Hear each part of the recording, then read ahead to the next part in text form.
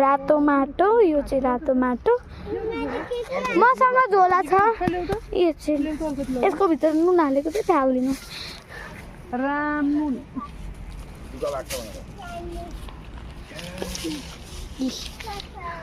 यहाँ यसै हाल्नु यहाँ मामु हालेर त्यहाँ सबैजना म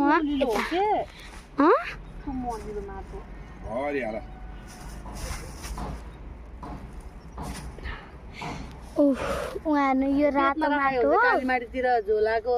150 भनेर यो चाहिँ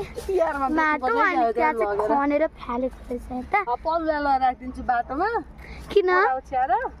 अनि पलुले पेचे 20 रुपियाँ झोला 50 रुपियाँ झोला भन्ने माटो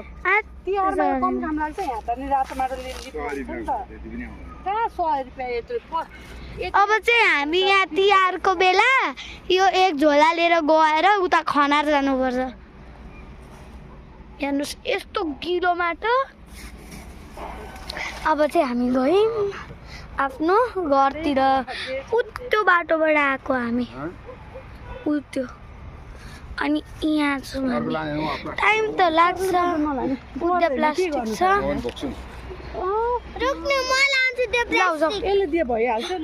मा वासरुम आइरहेछ कस्तो